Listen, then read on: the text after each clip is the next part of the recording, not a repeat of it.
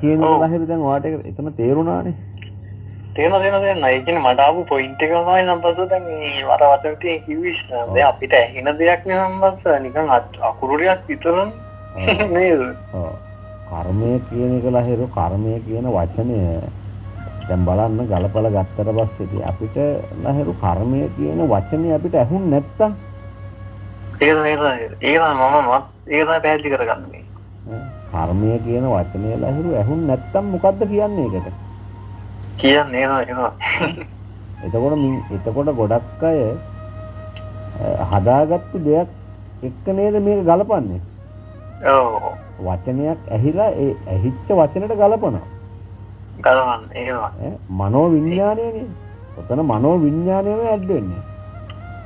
නේද? ඒ කියන්නේ මේ මායාවම කොටසක් තමයි. ඔව්. මායාවම කොටසක්. එතකොට මම අහන්නේ කර්මය කියන වචනේ අපේ ඒ ඩේටා එක ඇප්ලයි කරලා තිබ්බ නිසානේ අපිට ඒකට මේක ගලපගන්නේ. ගලවන්නේ පුදුම කර්මයක් නේ බං කියලා කියන. එතකොට පුදුම කර්මයක් කියලා තව එකෙක් ඇහෙනකොට ඌත් එක දාගන්නවා. ඔව්.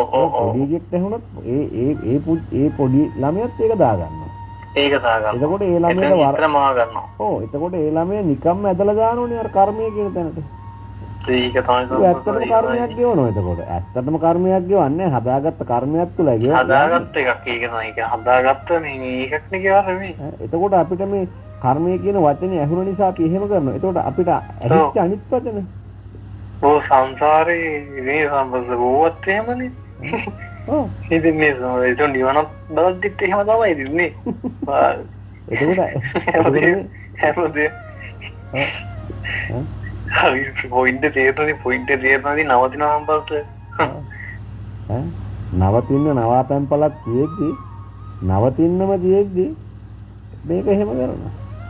ඔව්.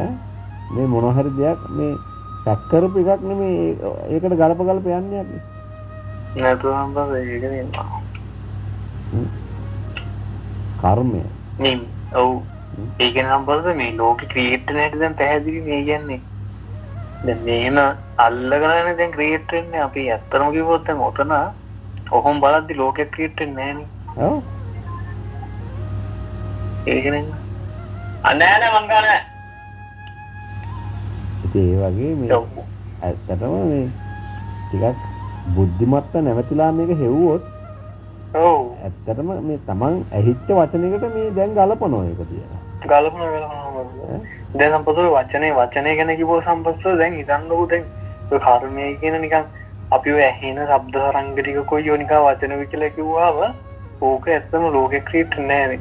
ඒ එතන ඉන්නේ. ඔව්. ඒ කියන්නේ එතනම නතර වෙනවා ලහිරු. ඉතින් එහාට යන්න බෑ. දැන් උදාහරණයක් කියන්න. දැන් අපිට පෙර ඉඳලා අහිච්ච වචන ටිකක් නේ කර්මය, සංසාරය, නිර්වාණය එහෙම ටිකක් අපිට ඇහිලා තියෙනවා. අපි මේ ගවේෂණයක් වශයෙන් මේ දැනුම ටිකක් නේ අපි මේ කියන්නේ, කතා කරන්නේ.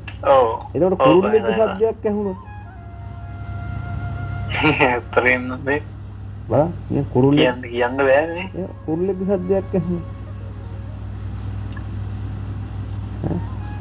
කුරුල්ලෙක් සද්දයක් ඇහුනොත් ඒ කුරුල්ලෙක් සද්දය ඇහුනොත් මේ අපි හිතුව පොල් කිච්චෙක් කියලා. අපි අඬනවා ගන්න මේ පොල් කිච්චෙක් කියලා. එතකොට අපිට ඒක දාපු එකක් නිසානේ අපි ෆලෝ කරන්නේ. මේ පොල් කිච්ච කියලා. ඒක නේද? හැබැයි පොල් කිච්ච කියන එක අයින් කරලා අපි සද්ද විතරක් ඇහුම්කන් දීගෙන හිටියොත් මොකෝ වෙන්නේ? ඒතරම් සම්බන්ධ සද්දයක් ඇහෙන්නෙත් නැහැ නේද? ඇත්තටම සද්දයක් ඇහෙන්නෙත් නැහැ. ඇහෙන්නෙත් නැහැ. සද්දයක් ඇහෙන්නෙත් නැහැ. ඇහෙන තැන තියෙනවනේ. ඒ තමයි. දැන් පොල් කිච්චා කියන හින්දා සද්දයක් ඇහෙන්නේ නේ. ඔව් ඇහෙන තැන ටච් කරාට පස්සේ කොහොමද ඇහෙන්නේ? ඕ ඒක සම්බන්ධ ඒකත්වයක් තියෙන්නේ නේ හැමදාම. දැනීමක් විතරයි. දැනීමක් විතරයි. ඔව්. ඒක නොදෙනි දැනෙන එකක්. මේක අවබෝධ කෙනෙක්ට සම්බන්ධව මේ ඕක තේරෙන කෙනෙක්ට මේ ඇත්තටම තරගයක් නෑ නේ. ඔව්. තරගයකට වැඩකුත් නෑ නේ. ඕක කතා කරගෙන යද්දි ලහිරු. ඔව්. කතා කරගෙන යද්දි නිවන, නිවීම, සැනසීම, ස්වර්ගය නේ, මෝක්ෂය ඇත්තපත් වීම කියන එක මේ එහෙම කියලා හොයනවනේ. ඉතින් ඒක පිටින් හොයන්න දැන් ඔක ටච් වෙනකන් ඕක හොයනවා කොහෙන් හරි අහගෙන යනවා. ඔව්. ඒ වුණාට අන්තිමට තියෙන්නේ අන්තිමට මේ එළිය කියන දෙයක් නෙවෙයි තමන්ගේ ඇතුළෙම තියෙන දෙයක් තමයි මේ. ඒක තමයි මම හිතන හැටියට අද තමයි සම්පත අපි මේ මම හිතන්නේ හොඳම මේ මාතෘකාවේ කතා කරනවා මම හිතන්නේ මගේ ජීවිතේ හොඳම මාතෘකාවේ කතා කරන්නේ අද මේ අහම්බෙන් ආපු ගෝල්ලේ. ඔව්. ලහිරුට එදා විශ්වවිද්‍යාලයේ වැඩසටහනට එන්න බැරි වුණා. ඒක බණ්ඩාරවල තිබිච්ච වැඩසටහනට එන්න බැරි වුණා. ඒකට එන්න බැරි වුණාට ලහිරුට ඒක එන්න බැරි වුණාම එතන මලගයක් වුණා. ඒ සිද්ධිය වුණා. ඔව්. ඒ වුණාට ඒ සිද්ධියට සාපේක්ෂව තව එකක් ඉස්සරහට වෙන්න තියෙනවා. හරි ඊට වැඩි ඔව් ඒකේ ඊට වැඩි හොඳ එකක් වෙන්න තියෙනවා. ඒ හොඳ එකක් වෙන්න තියෙන නිසා තමයි අර කර්ම මේ අර කොන්නේ සම්බන්ධලා ගියේ ඒකයි. ඒක අපි බාර ගන්න ඕනේ. ඔව්. පැහැදිලිනේ.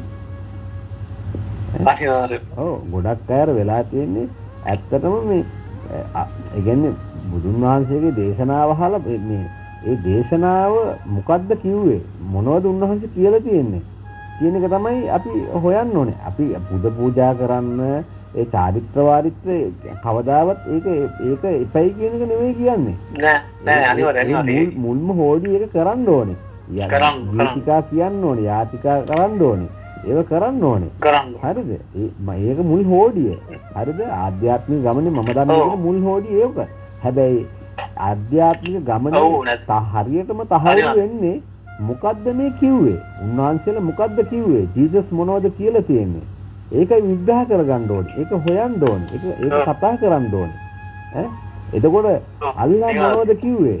මොක්ෂයටපත් වෙන විදිය කියලා එහෙම කියලා තියෙනවා. එතකොට මේ මොක්ෂයටපත් වෙන්න කොහොමද කිව්වේ? මොකද්ද කියපු වචන? අපි කතා කරන්න ඕනේ. අපි දැනගන්න ඕනේ. බුදුන් වහන්සේ දේශනා කරපු දහම අපිට ඇහෙනවා තමයි. ඒ ඇහුනට ඒක ඇහෙන එකක් විතරයිනේ. නමුත් අපිට ඒක ඇහෙන්නේ නැති තැනට ගන්න නම් ගලප ගන්න නම් අපි ඒක කතා කරන්න ඕන. මේ මේ මං කියන්නේ එහෙම එකක් එන්න ඕනේ. එහෙම එකක් තිබ්බොත් තමයි එන්න ඕන. ඔව් දැනගන්න පුළුවන්. මං අර දැනගන්න පුළුවන් කිව්වේ ඕක මං ඔය අර කර්මය කියන වචනයක් අල්ලගෙන මට කියනවා එක්කෙනෙක් මෙන්න කර්මය පුදුම කර්මයක් කියලා. මම මේ කල්පනා කරන්නේ මොකද්ද කියන්නේ? ඒකත් මිනිස්සයා මේ කර්මයක් කියන එක කියන්නේ මේ මිනිස්සුන්ට ඇහිච්ච වචනයක් නෙමෙයි. මේ වචනෙට දැන් වෙන එක ගලපනවා. වෙන එක ගලපනවා. ඒක ඇත්තටම නිර්මාණය වෙනවා. නිර්මාණය. ඒ කියන්නේ දැන් එයා ලක්ෂයක් ඉල්ලලා තියෙනවා හෙට ණයක් බේරන්න. හැබැයි කීප දෙනෙක්ගෙන් ඉල්ලනවා. ඒකට ඒක හරියන්නේ නැහැ. ඒක කියන්නේම පුදුම කර්මයක් නෙමෙයි. කවුරු ඉල්ලුවත් දෙන්නේ නැහැ. මාර කර්මයක්. එතකොට මොකද්ද වෙන්නේ එතන? ඒ කර්මයක් කියන වචනයකට දැන් වෙන සිද්ධිය ගලපනවා. එතකොට ක්‍රියාදාමයක් වෙනවා එතන. එතකොට ඒ කියන්නේ ඉල්ලම් කරනවා කියන්නේ ඒක.